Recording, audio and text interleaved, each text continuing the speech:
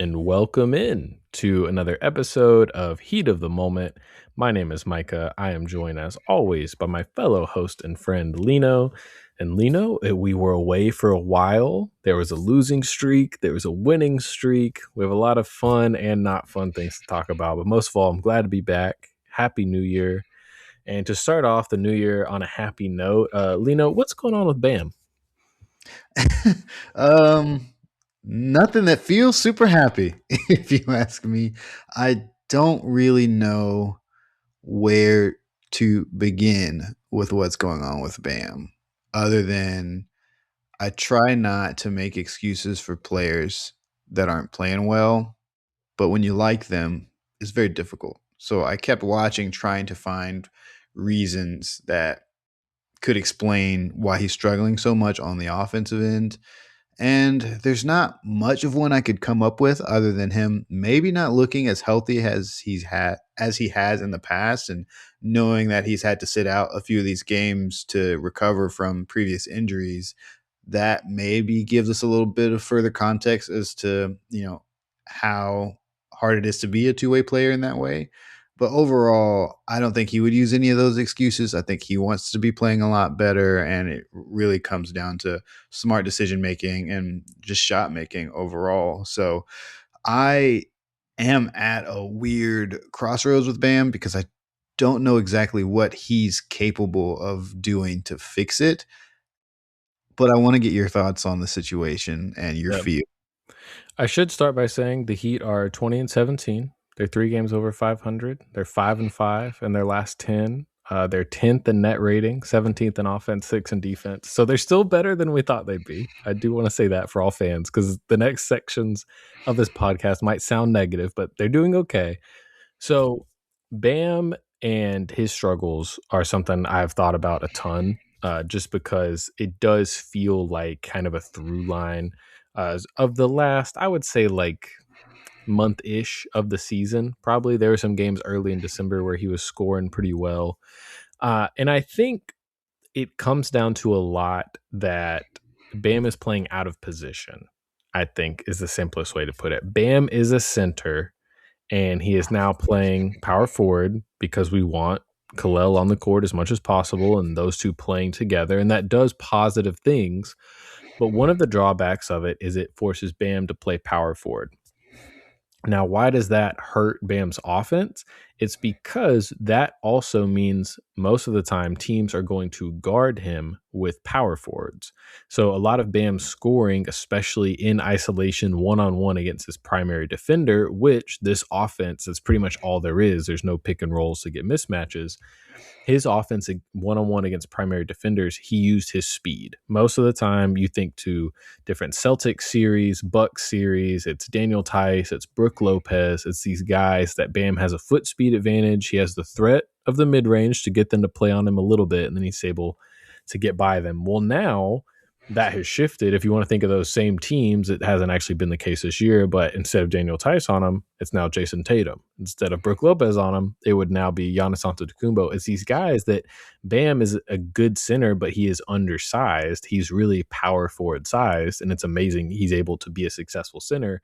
But the problem is when you play him at power forward, he no longer has as many physical advantages against his primary matchup, right? So he can't really outfoot speed Pascal Siakam. He can't really overpower Scotty Barnes. So you have these guys that in the past it would have been Jakob Pertl or whoever, Jay Huff, who the Pacers are playing at center. You know, these guys that you like, oh, I like Bam in that matchup. But to me, that's been the biggest issue is that who he's being guarded against. And then this new offense that doesn't, there's no pick and roll really to like get him dunks, to get him going to the rim. It's pretty much, hey, it's one-on-one. Sometimes it's transition, but you just attack in isolation. You just go. That's not really conducive to Bam's offensive game in general. And now most of the time he's attacking players he doesn't have as much of a physical advantage over. So does any of that ring true to you? Do you have any thoughts on that kind of reasoning? Yeah, I think it makes a lot of sense, but it can be quite damning for, his career trajectory if that is truly the case, because ultimately, those guys you listed that he's defending or he has to score over, they also have to score over him. And a lot of them have been able to carve out an offensive role in their team's need, like Jason Tatum, Pascal Siakam. These guys still have the job of scoring very effectively and efficiently. And I think that's going to be a big differentiator when it comes to thinking about Bam's contract and Bam's overall role in this team, is that if he can't prove to be that guy against those kind of players, then we can't necessarily be effective as a team, especially if we want to include Khalil Ware into this offense. And so I do think he suffers from the system. I do think overall, if we zoom out a bit when it comes to his career and his development under Spo, I do think they've done him a bit of disservice, as Spo's never really cared about what Bam can do or is responsible for doing on offense. He's kind of seen it all as whatever he does to provide is a plus because of all the things he does on defense. It's hard to expect him to have that kind of offensive firepower. But if we want to put Bam with the peers that he wants to be amongst, a lot of them are pretty effective two-way players. And I don't know that Spo's really put a lot of effort into really developing him in a way that's intentional. There's always been the idea that Bam has added so much to his game over the years, even the mid-range shot itself, his ability to shoot threes. But that's always kind of been like a bonus thing that he's done, whether or not it's sustained or gotten better or been actually implemented in the offense has not really been a priority. And so I think there's been a bit of disservice to him despite the efforts that he has made. And I think that with that combined with a system that does not get him any kind of easy looks in any regard, there's no plays set up for him to finish at the rim. There's, a few open threes that he might get, but those haven't proven to be super efficient. It leads to what we have today. There's a guy who's gone like 3-10 over the past like 4 games. Yeah. Yeah, no, those are all good points. And I think that's why you're seeing so much concern amongst fans because he's in a bit of a slump. On top of all this, he's just missing makeable shots. So but it is like you're saying, it's like this guy's defense and impact on winning is so massive that if he just gives you a little bit on offense as a lead guy, a little bit by lead guy standards, you're good, or lead, player-ish, not the number one option. So when Bam's averaging 19 a game and then doing all the other stuff, it's like, oh, this is awesome. But this recent stretch where it's like 11 a game, then it feels like, okay, this isn't enough. This is a guy we're paying $50 million next year. Like this is, and I think that honestly has to be where a lot of the angst amongst Heat fans is coming from, is because for anyone that doesn't know, Bam's contract extension that he signed a while back actually starts next season. So he's going to jump up from, I want to say it's around 37 million, something like that, to 50 million next season. And then he jumps all the way up to 60 million a couple seasons after that. And it is a huge number. Next season, depending on how free agency goes, he'll be around the 20th highest paid player in the NBA. So it's not like insane. It's not like we're paying him like a top 5 guy. But there were seasons where it felt like Bam was closer to a top 20 guy, 25 ish.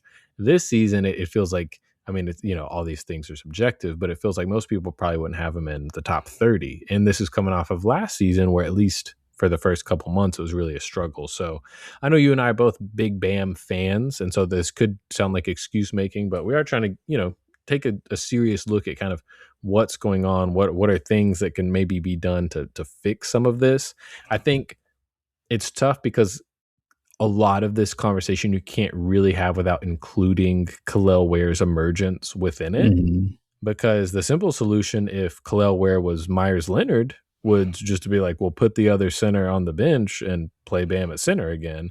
But this is probably the first time in Bam's career where it's like, well, the other guy's development might be more important. You might just have to figure out, get it where you can, but we need to see what this other guy can do.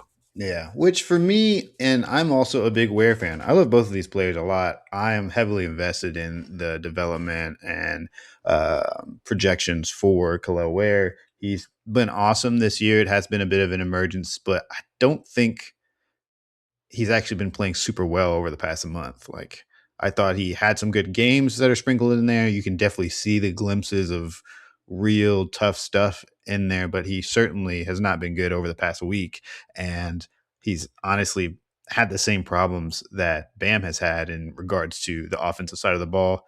Plus, he hasn't been the most effective defender either and hasn't been making the most smart plays on the defensive end. He's obviously still putting so much together.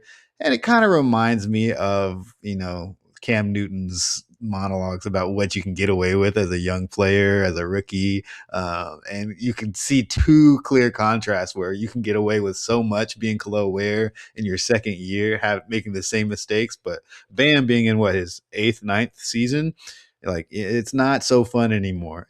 You've got a job to do, and people are much less patient, especially when you're making so much more money. But I don't know that throwing Ware to the Wolves with where this season is, no pun intended, is going to work out super well for his trajectory. I don't necessarily prescribe to the idea that if you just give a rookie 35 minutes a game, then that's better for them than them playing a controlled 20 to 25 minutes a game and slowly, incrementally increasing their responsibilities, their roles, allowing them to kind of develop one thing at a time as they go along, much in the way that Bam has over his career. So that is a difficult solution, I think, for everyone to swallow. But I don't know if the reverse would work very well either, as far as benching Bam and starting Khalil Ware. That sounds insane to me. Yeah, exactly. And I think, to me, I do think starting the two bigs is important because it kind of forces you to at least have some overlap every game. But Spo, to his credit, a lot of people were calling for this, has really leaned into that two big lineup to where now he's been trotting out this lineup where Nico is the lone center, which the numbers have been okay, but that scares me so much in every way but offensively. So maybe one thing that could be used to mitigate some of the issues that are caused to Bam's offensive game when both are on the court is you stagger them the same way Cleveland has done with Mobley and Jared Allen forever. Those guys, they start together, and other than the start of the first and third quarter, sometimes that's their only minutes together. The rest of the game, they're staggered. A lot of times they only close with one of them. Obviously, it would be easy to see Spo closing with Khalil on the bench. He's done that before. So, and maybe I'm wrong. Maybe it's worth it more to invest just like, hey, play these two guys together as much as possible so they can figure it out. But I just don't know if I don't know. I don't want to use the word fair, but it's a tough ask of Bam, who's never been an offensive first player anyway, to suddenly be like an efficient, high level scoring power forward when he never really has been in his entire career. And you see it in the numbers. This website Data Baller has this really cool feature where you can look at a player's stats per 75 possessions with a teammate on or off the court. And so Bam's 75 per 75 numbers with Khalil on is about 17 points a game, 10 rebounds, 45.8% true shooting. That's abysmal. For anybody that doesn't know, that's fifth percentile. But if you look at Bam's per 75 numbers with Khalil off the floor, they jump up to 21 points a game, 11 rebounds a game, and then all the way up to 59% true shooting, which is like 58th percentile. So it's not amazing, but it's above average, and it's a lot better than fifth percentile. So the numbers do kind of bear out what we're seeing, that it is difficult for Bam to score with Khalil out there. But again, it's like, to what end are you really willing to fully invest in staggering these guys? But the other thing I'll say, and this might lend Spo more to experimenting that way, is the lineup has not been doing super great. Like the on-off numbers, like those two on the court together is losing minutes. So it could be worth moving away from. But what do you think? I mean, do you think they should stagger them as much as they can? Do you think it's worth it to kind of push through this tough spot to let them develop together? What's your feel on it? It all really depends on what direction we want to take this season. And I think that's where so much of the angst has built up within the fan base, is that I don't know that everybody can decide what they want out of the season, whether that's related to roster, lineup, rotation, or even the trade deadline. Like, people don't know if they want to sell some pieces to get picks or if we need to try to make an upgrade to make a real strong push in an Eastern Conference that is flawed in most ways. I don't necessarily see us being scared of any team in the East. The West has clearly shown us that we are not up to snuff when it comes to winning a championship right now. But as far as winning the conference and making it to the finals and hoping for some, NBA playoff magic, that is hard to decide within the fan base. And so if we were just trying to develop talent and push till next season and see what happens, I would say go with the double big lineup and just see what we can break through with that. But if we want to start playing the most effective version of basketball, we probably need to move away from it. And I think Gloware has proven to be very effective with 20 to 25 minutes off the bench. I don't know why people are so obsessed with him being in the starting lineup, especially if he's still getting considerable minutes out there. It doesn't seem like he necessarily cares. And so I don't understand what the big uproar is with trying to push 10 more minutes for him or get him to maintain in the starting lineup. It hasn't necessarily been well for us, but he's been effective for us in a lot of different scenarios. I just don't know if it matters whether or not he's starting. So if the numbers are pointing towards them kind of not sharing the floor as much and we're not really getting the advantages that we hoped for, I think that's something they can kind of sprinkle in but not lean on moving forward.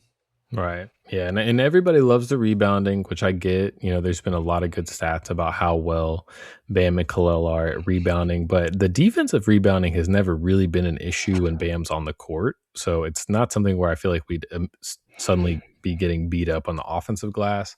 We probably wouldn't get as many offensive rebound opportunities ourselves, but yeah, I'm not sure that the trade-off necessarily would be enough to where it wouldn't be worth trying to do a little more single big. But it's tough to know. I mean, there was a pretty good sample size last year where the two of them on the court together was okay. It was a little positive.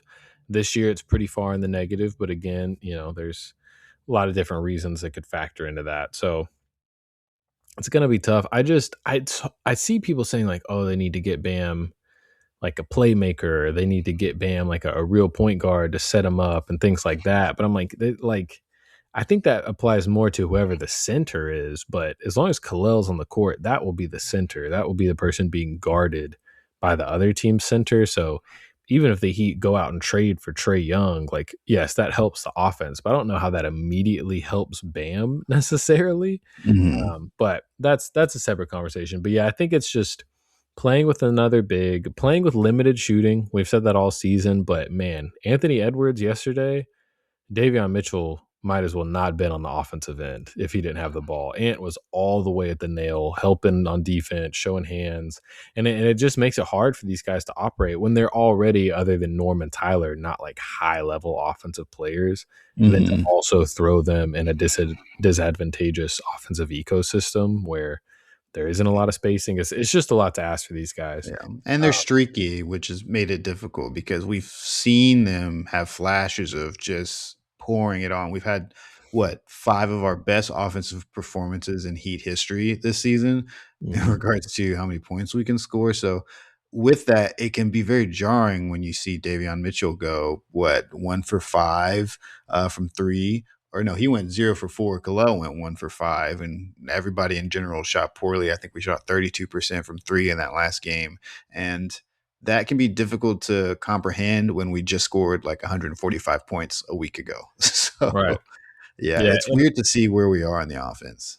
And you see the splits. I mean, you can look it up versus teams that are above and below 500. You can look it up when they play top 10 defenses versus other defenses. This team is not a great team. So they lose to good teams, but they're pretty good at beating up on bad teams. And if anyone remembers, that's a significant step in the right direction from last season.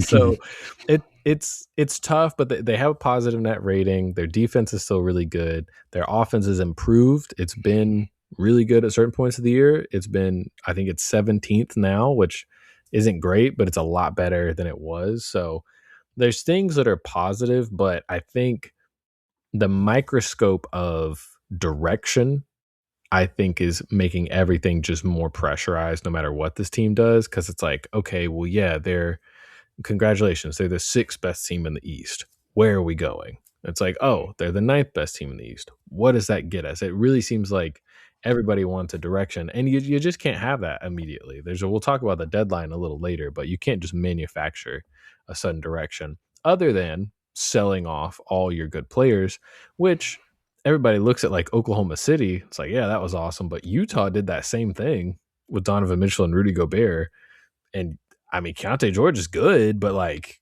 I mean, they are not the Thunder. It's not like you Yeah. magically get a bunch We of good we players. we texted about this, I think, last week, but I want to tell the fan base, the 17 of you who may be listening, that I don't know that we as a fan base in totality are prepared to go through following a team much like the Utah Jazz or the Washington Wizards or even New Orleans Pelicans, all three teams who have sold all of their talent in hopes of just getting a fresh start and hoping to only put up with tanking for like a couple years and then getting back on top. Some of those franchises could very well never ever come back and could get sold before they ever do. I don't think the Miami Heat are going anywhere, but I don't think this is a fan base that actually has the heart to follow a team like they follow the Cleveland Browns or something like that. Like, it's rough sledding and it's not a good time and it's not more fun or as hopeful as you may think.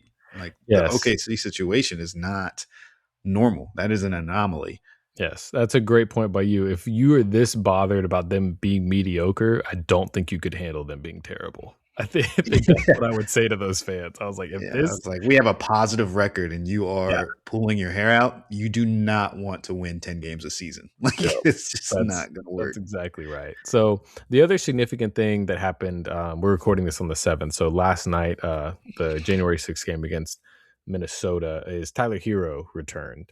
And as everyone who follows the Heat knows, Tyler's played very few games this season. This was his seventh Six game. or Yeah, seven. Yeah. yeah, this was his seventh game, and it's been tough. I mean, Tyler included. I'm sure everyone's very frustrated. He hasn't been more available. A, because they just need help, and B, because they want to figure out what this team is going to look like with him. He's the most important offensive player, at least certainly was last year. So Tyler returned. Lino, I guess my first question would be, how did you think he looked? And did you have any takeaways? We'll say specifically about the offense and his fit within it, compared to like his other 6 games where he had played. I think that he looked a little bit more fluid in this one and fitting into the offense a little bit more. And he made some tough shot making whenever nobody else could really score. And that was kind of the best case scenario for what Tyler Hero looks like in this system, is that he's going to be able to make shots when nobody else can, the same way that Norm has shown to be able to do that over the course of the season. I just I think it'll be very difficult for him to get this season back on track, and I don't know that it's his fault. I think when you only play 6 games and we are this far into the season, it is virtually impossible for someone to get their season on track. Like, I've never seen anyone else. I don't know if you can think of other players who've been able to have such an injury riddled season, come back in January and finish that season as an impact player. Assuming that he's back, playing for good. Um, it's just rough, especially when it comes to foot injuries. We've seen even some of the best players like Embiid have their entire seasons derailed. Anything in those lower extremities, like, it's just very, very challenging to recover from that without an off season.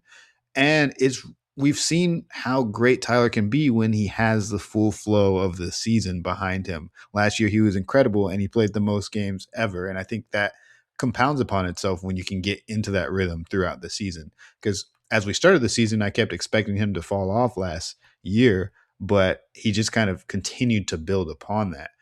When we're so used to him kind of leaving, struggling, coming back, building up some kind of momentum, leaving again because of injury, coming back. Like, we've seen that so much. It was surprising to see him sustain it.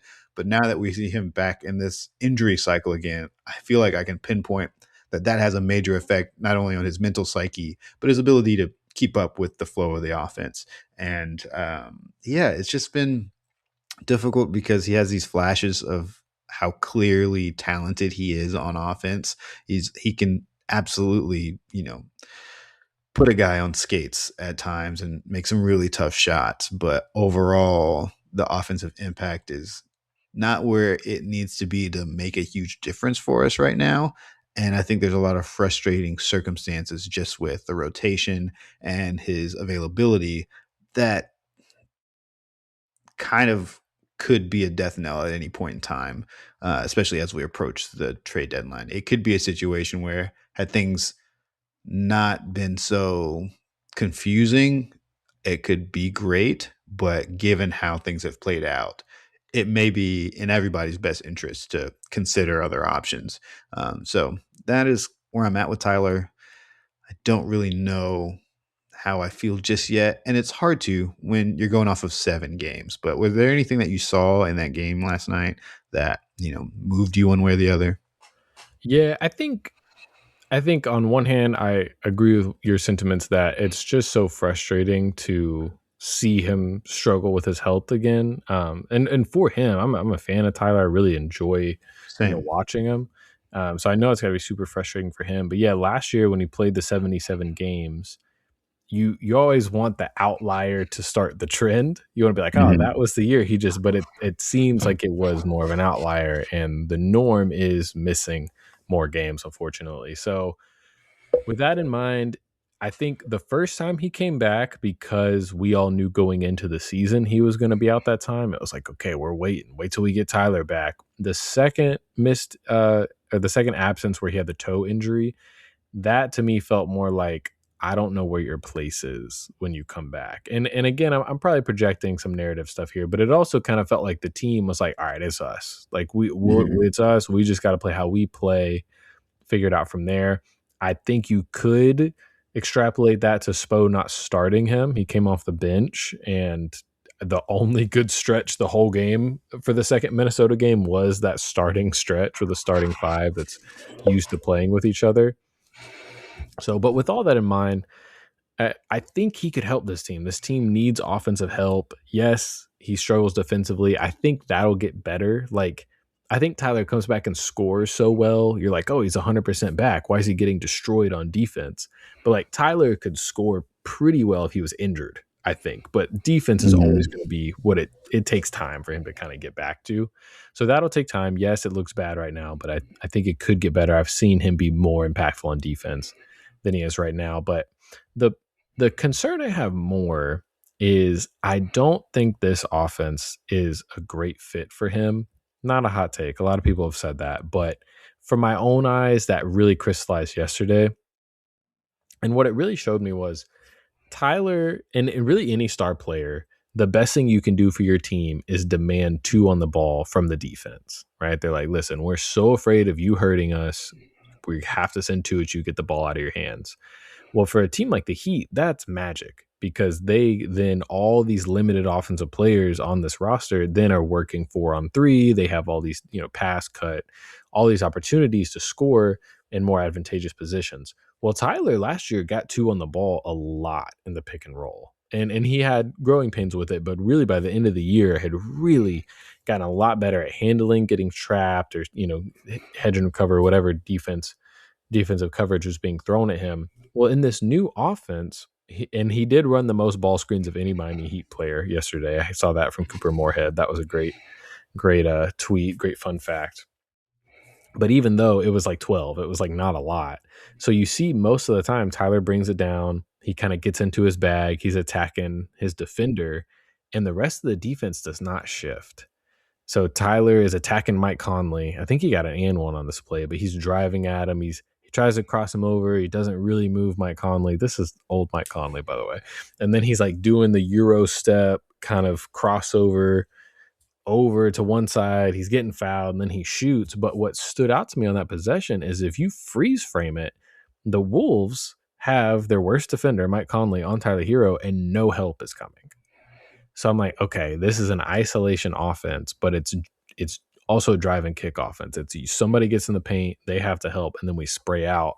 Tyler, to me at least, really isn't a blow by guy. He's not like I mean, think Anthony Edwards, who we saw last night, but Kyrie Irving, or even like lower level guys that are blowing by guys, getting to the basket, drawing help, and then able to spray. Tyler doesn't really operate that. He plays with quickness, but not speed, if that makes sense. So he can get an advantage, but he's not blowing by guys, demanding the defense rotate towards him. And that's even less so without the pick and roll as an option. With the pick and roll, he's got his pull up three. You really have to almost send two or at least close to it every time. So that is more my concern. Is I'm afraid this offense might not be a great fit for him, and they might need to figure out some way. It'd probably be good for Bam too to incorporate more ball screens, which they already did to a degree last night, but they might have to do even more than that. Yeah. And honestly, when I look at that game yesterday, I do want to pull back and say that, I mean, we had a great game against them in the last loss that we had a few days ago. I thought the intensity was there. I thought we kept up well. Overall, the Minnesota Timberwolves are just a more talented team. Like they're a top 10 team in the league, maybe even a top 5 team in my perspective. Those guys rock. Like that is just an awesome team, very athletic, very skilled on both sides of the ball. We didn't really show up in a way on either side of the ball that was impactful. And it had less to do with scheme, and a lot of it had to do with effort. Khalil Ware was getting his ass kicked by Rudy Gobert just from an effort standpoint. McDaniel was out there dunking on guys. Anthony Edwards is a superstar, and we don't really have an answer for any superstar in the league right now. Like, that is a scheduled loss for all things, for all intents and purposes. But what I always pay attention to is kind of how do we approach those. And the first time we played them, I thought it was awesome. We lost that game. Obviously, we come off some wins, so I felt pretty good. But it felt like, okay, the effort was there. We were in it. By the third quarter, it felt like this team had already given up. The energy was really bad. And I don't know that any of that was Tyler Herro's fault per se, but I think the confusion with the lineup and the confusion with what this offense is supposed to look like and the effort required to make it work, all of that just made it very difficult. It made that game super ugly. Yeah, I do hate that these, I don't know what you want to call them exactly, low effort, I guess, games have kind of coincided, or maybe low intensity games have coincided with a lot of Tyler's games. It could be a total fluke. To me, the worst loss of the season was that Sacramento game, and Tyler didn't play in that one. So there are instances where he wasn't there and it still happened. But yeah, just from somebody that, is rooting for Tyler, but just rooting for the team in general. When Anthony Edwards was announced to be questionable yesterday, I was like, oh man, if Ant could be out, we could beat Minnesota in Minnesota, start the road trip off right, start Tyler's return off right. Like there's could be some real positive momentum.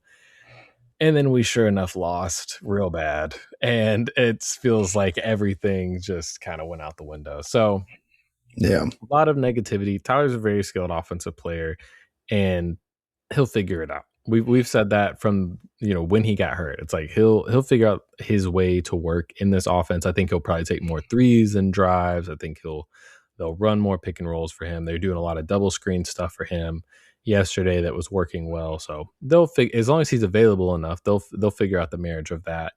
And then we're not really this kind of podcast, but the vibes with him are weird right now. Like the interviews where they're like, I mean, it's Ira Winderman, which we love Ira, but he likes to ask pointed questions. But He gets under the player's skin pretty yeah, successfully. but every time he asks Tyler about coming off the bench or something, Tyler's like, ask the coach. Ask the coach. I don't know. Ask the coach. It's like, okay, that's not great. And then Spo got asked about it afterwards in the post-game press conference. They're like, what went into the decision to bring Tyler off the bench? Is that like to work him in? And Spo said it was a decision. And it was like, okay, that's not like an answer where you're not upset.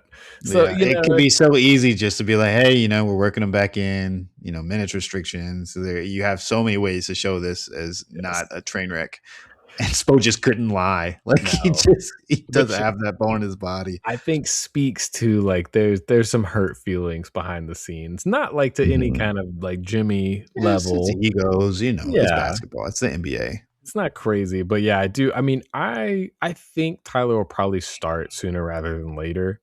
I don't know who they'll bench, but I think they'll get him back in the starting lineup. But it is, the Heat. Like I feel like this is almost a test for them. Like if he would have been like, I'm just going to help the team win, they'd probably be more likely to put him back in the starting lineup. but that's a different conversation. But yeah, Tyler, I mean, he'll help, and I I don't know. I don't know. I have so many thoughts on all this, but ultimately Yeah. they need to figure it out. And I think right now they have Chicago and Indiana up next, so they Mhm. should look a lot better against those teams. If they don't, that could be Now, bad. let me just be a bit of a devil's advocate for any of our fans that are really adamant about trading Tyler at the deadline. We're going to talk about trade deadline stuff, but I do want to talk about Tyler specifically. And Mhm. well, I think both of us can easily give him a lot of grace with this situation. I've kind of talked about now it's just a tough situation to come out clean from with injuries. You've kind of talked about, offensively what he can provide, but I know a lot of fans are still frustrated with the franchise's commitment to Tyler Herro, and they're concerned about the contract extension. And those are valid concerns. And I think it's fair to be frustrated as a fan. My one thought process I was going through in regards to ideas around trading Tyler, seeing what value we can get, I was going to compare the fact that coming back mid season, especially this late in the season after a bunch of injuries, is almost equivalent to or worse than doing a midseason trade. We've done several midseason trades. We've seen a lot of them happen for a lot of organizations. And for the most part, that midseason player is not as good as they need to be or they can be until the following season. Like there's so few midseason trades that really take a team to the next level. This is Um, this is Jay Crowder erasure, by the way, just Jay for the Crowder record. being the exception and maybe not the rule.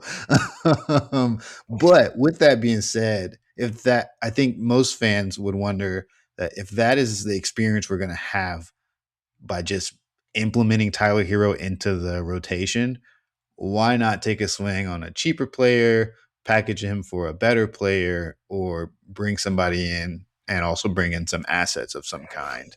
Because if we're just going to struggle to figure out how that person's going to find their way into the offense, why are we doing that with a guy we've played 8 seasons with already? We know what it's going to look like when he's in the offense. We Yeah. could at least have, the mystery box of a trade, which I don't necessarily subscribe to that idea, but I do think that that is a sentiment that fans are starting to build upon as we approach this deadline. Yeah, I think that's a good way to transition into the deadline talk, and I think Tyler's the best place to start because as you're looking at a team going into the trade deadline, I think you look at contracts the most to see, okay, where's this guy going? So it wasn't the trade deadline, but Norm Powell was a great example this past summer, right? Norm's on the last year of his deal. He wants an extension. The Clippers know they're not going to extend him. His agent knows the Clippers aren't going to extend him. So they figure it out and they get a trade done. Tyler, you could look at as being in a similar boat. Now he has another year on his contract next year. He's making about 30 million. When he plays, he's more than worth that. Under like with this rising salary cap. But you can't just look at what he's being paid next year. You have to look at what kind of extension do you want to give him. If the Heat decide we don't want to give him any kind of extension or an extension he definitely won't take, then this could be the trade deadline where they seriously look at moving him. But to your point, the issue with him coming back so late is he probably has just lost a lot of his trade value. Like this past summer, I don't know if he would have had a ton of value. It's not like guys are trading for score first guards, but he's coming off an all-star. He might be able to, generate some value. So I almost wonder if the Heat are going to be like, unless they get some great offer, which I don't think they will, I might be like, well, we'll let him play out the end of this year. Maybe he'll recover some of his value and then we could move him in the summer. But what do you think about Tyler as a trade candidate? Do you think like it sounded like you would be okay with maybe moving him for a downgrade if it, netted a pick or something like that? Is that kind of your thinking with him? Yeah, I think that is. I'm perfectly fine with Tyler Hero staying and playing through the season and maybe seeing what happens with contract conversations because there's a scenario where I think Tyler comes back for an amenable contract, like especially if the season's rough. Like I don't think he I do find Tyler to be a very realistic player when it regards his talent and the needs of the team. So if we get him on a team friendly contract, fine. We can find something to do with a 25 point per game score. Like that can't be that hard. It's just going to take the rest of the season, given that he's showing up in January. If we were to trade him yes, I'd love to package it for either, the big whale if somebody comes available at the deadline like Giannis. But I'm hoping not to trade him just for another terrible contract, and just swap bad contracts or swap people who are looking for extensions. Assets would be good. People that are trying to get rid of players like that are too good for their role right now. Or if like teams like Brooklyn, who have players like MPJ, who's clearly not on board with the tanking mission that they're having, like stuff like that. I'd love to take advantage of, and you know, implementing MPJ into this offense or Tyler Hero is probably going to look the same, but at least you know it could be a little bit different or at least interesting. So that's kind of where I'm at. But what do you have any kind of particular goals at this deadline that you would appreciate? Yeah, I wanted to talk to you about it because I feel like the Heat are somewhat in a tough spot because they prior to this season they had Jimmy, which you felt like Jimmy could be your guy. So they were looking for like a 1A, 1B type player. Well, now it's very clear they don't have a guy. So any trade you make around the margins, in theory, if you're giving up something of value to get something, you're then simultaneously downgrading your trade package to get the guy. So like Giannis, for example, right? Right now the Heat's Giannis package, it's like Tyler, Wiggins, Ware, and they have like 2 firsts and 2 swaps. I think that's okay, right? But Giannis doesn't want to get traded right now. So at this deadline, if Giannis still hasn't demanded a trade, any asset you send out the door, if Giannis asks out this summer, then it's like, well, the Heat don't have enough, which we've constantly been in that situation. So that's why, like, as a fan, I would appreciate a marginal move. Speaking of Jay Crowder, if there was some kind of like, Justice Winslow for Andre Iguodala, Jay Crowder type trade. But again, in that trade, the Heat didn't give up a pick. They just gave up a young player they kind of were done with, essentially, which Tyler would be the analog here. But if it's not Tyler, I mean, I don't think Nico has value. I wouldn't want to give up Jaime as well as he's playing. You're not going to give up Ware. So, and you don't want to give up a first. So it's tough for me. I mean, obviously, if the deadline it passes and the Heat didn't make a move, I'm going to be disappointed just because it's fun when your team trades. But I would understand it if they're just trying to keep every asset possible available for the next big star. Because ultimately, when you don't have that guy and they're not going to tank, we know that. That's really all that matters. Mhm. Until you get that guy in the door, nothing else really matters. And as we've seen, that doesn't happen in free agency anymore. It almost has to be through a trade or sign and trade. And if you don't have stuff to get him, then you're never going to get that guy.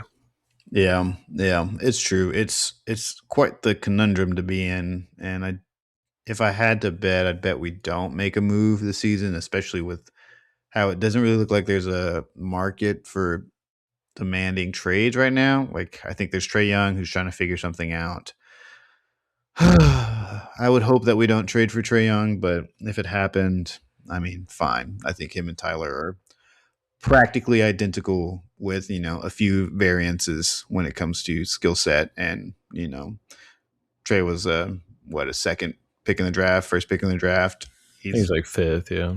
Oh, fifth? Wow. Yeah. So, like, it just is what it is when it comes to that. I'm not super interested in what that looks like, but it would be something new. Other than that, there's not really anybody making a big fuss. Like, maybe Kawhi Leonard gets moved, but it's kind of hard to move a guy who's in some weird national stories. Yeah. And, the Terry Rozier situation for us also makes most of this incredibly difficult and challenging. So, Speaking of, I just realized as we're recording, congratulations to Terry Rozier. His contract fully guaranteed today at 5 p.m. wow. So shout out to Sick. him. I do Shout out to the think NBA. I think as a Heat fan, that probably means the Heat feel confident they're able to trade that contract or they would have waived him. But yeah, shout out to Terry. Enjoy that extra 1.5 million. But yeah, so let's just to wrap it up, to live in a fun fantasy land. Let's say somehow, I don't know, this doesn't impact getting a whale later. If you did look at a marginal upgrade, a shooting power forward would be so nice Mhm. to play along Bam and Khalil. You'd probably move Khalil to the bench at that point if he's not in the deal. But like you said, Michael Porter Jr., crazy stuff he says on the internet aside, injuries aside, contract aside, really fun fit in this offense, especially next to Bam. Like just to have somebody that defenses have to hug up on. All these same off-ball pin down actions you're running for Norm, you could also run for MPJ. And then a higher caliber version of that would be like Trey Murphy the third. I think that would be like multiple first round picks and a young player. So that would be even tougher. But he's another guy that would be just to get that level of shooter because this team just doesn't have a lot of shooting. Spo Mhm. and Davion at the pace have done a great job of kind of masking that over, but some real high level shooting would be a huge addition. It's true, especially with Simone Fontecchio kind of stalling out a bit from three. I think that would be the marginal moves that we need to make, whether it be shooting guards, smaller wings, or larger front court players. Just bringing in some shooting depth if possible. I think that would be probably the best bet for us, or just bringing in like right now. What are we, sixth in defense, 17th in offense? Either direction, if we brought in just like some really good defenders on point of attack, that would be helpful. Like if we can get into the top five, maybe even top three defense and just really commit to that direction. Or if we can get our offense to break back into the top 15, top 12. There's some pretty clear directions. I don't know what players are going to be available for that and what we're willing to give up, but I'd be willing to sacrifice a pick or two to make those kind of moves, so long as we don't give up the farm. And if we can move the Terry Rozier contract and bring somebody in that way, I'd also be interested in seeing what that looks like. Yeah, you would hope there's some deal where they could move the Terry Rozier contract just to get two guys they could play, or even just one Mhm. guy they could play, and then the other guy be salary filler. But I mean, we talk about this team a lot. They're improved from last year, but they have $26 million that was arrested by the FBI and is unavailable certainly for the entire season. So we'll see what happens there. But again, it's like, expiring money is cool, but unless you're taking on a lot of bad money, you're going to have to attach some kind of asset to it. And I don't Yeah. know if the Heat really want to include a first. I saw a crazy tweet. I think it was Frankie G on Twitter noted the Heat have acquired one first round pick since 2008.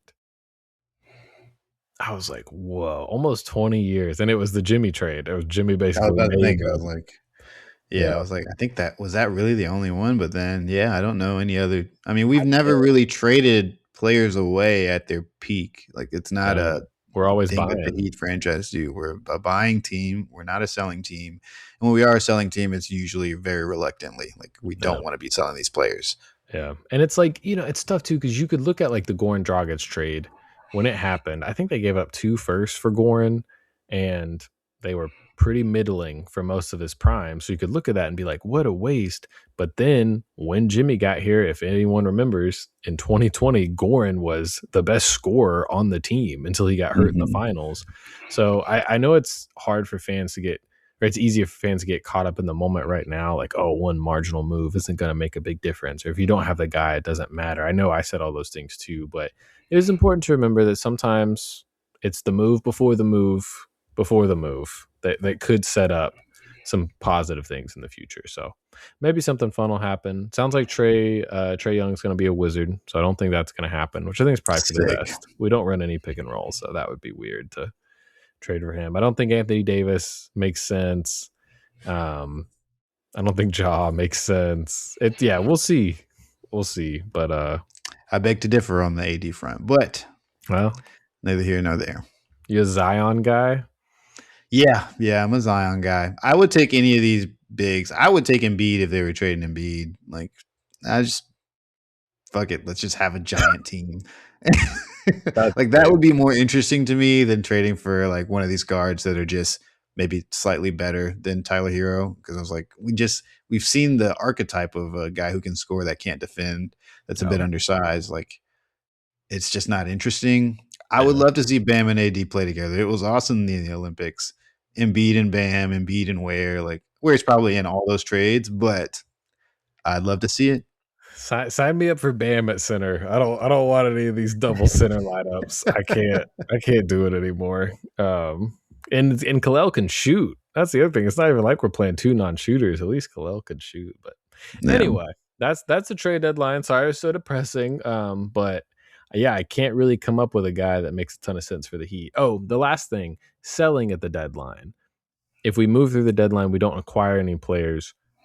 How would you feel if the Heat saw what their roster looks like this season and were willing to take back, let's say, like middling assets, lottery protected first round picks, bad first round picks for a guy like Andrew Wiggins? Are you okay with that at this point, or would you be kind of disappointed that they're downgrading? You had to say Andrew Wiggins. If I wasn't for my personal love for the player, I would be fine with it. From a strategic standpoint, there's not a huge need to keep Andrew Wiggins, except that I love him with my whole heart and I want him to be a Heat lifer. I was very excited to see him in a Miami Heat jersey, and I'd like it to stay that way. But as far as the concept of trading Andrew Wiggins, I think it makes a lot of sense if, you know, it depends on how satisfied we are with where the season can go, because there's still a great chance that we could be a fourth or fifth seed in the East. There's not really a lot of obstacles to that. There's really only about 3 or 4 teams that are definitely better than us in the East. Everybody else is kind of in the same pot, and it just depends on how everybody's season goes from an injury standpoint, and just how things break down. So with that, I would be reluctant, but it would be fine. But I don't know that we need to rush to blow this season up unless people are not going to be satisfied with making just a deep run in the playoffs. If that is not a satisfactory goal for the front office or for the fan base, then yeah, let's go get some assets and try again in 4 years. Does that apply to Norm? No, you could totally trade Norm for me. He's been amazing. I'm not as emotionally attached to him, and he's 33. So we're not going to win this I year, and he's not going to be valuable in 2 years. I know. I don't want to be too like binary about, oh, you're either tanking or you're a contender, but Norm is on an expiring contract. He might be an all-star. He's shooting the ball incredibly well. I just wonder what the market would be. If it's like Boston's first this year, like, yeah, no thanks, like whatever. But if some contending team is like, we'll give you our 2032 first, or if Oklahoma City is just like, we really need some more shooting, here's 2 random firsts. Yeah, I might think Yeah. about it. Again, fully dependent on what the team looks like at the deadline and what they're trying to accomplish this year. I love Norm. He's a great Right. player. I'm not as set on him, finishing his career here. It'd be awesome to see him do that, but it's going to happen in 3 to 4 years anyways, and I don't think he's a piece of necessarily a championship team for us. Yeah. Yeah. Well, good pod. We're about to play the Bulls and the Pacers. Hopefully we'll win those. Then we play the Thunder like twice in a week. So Sick. I everyone was put wondering when that was coming. I was like, we haven't played the Thunder yet, have we? I know. I don't think have we played the Wizards either? I was thinking we're gonna catch all 4 Wizards games I after they think we have Trey do. Young. I think because we usually play the Wizards late, since they started doing the schedule differently and having these like double header situations. I think we're gonna play the Wizards like 4 times in a month. I don't know, but I don't think we've played them yet. I don't think so, but maybe we did. But I forgot if we did. So yeah, we'll see you guys. We're about a month out from the trade deadline, so we'll have a few more episodes for you guys before then, and maybe we'll get some interesting intel regarding the Heat. So far, everything reported is that they're going to be buyers, but I just don't know exactly what that looks like. But as soon as we know, we'll let you guys know. We appreciate you as always for tuning in. Please leave us any comments. We talked about a lot of hot button issues amongst Heat fans today, so I'm sure there's some people wanting to comment. Let us know what you thought of the Tyler, the Bam, the trade deadline discussion. Please like, comment, subscribe on all the different platforms. Follow us on various social medias. And for myself, Micah, my good friend and co host Lino, thank you all for tuning in, and we will see you guys next time.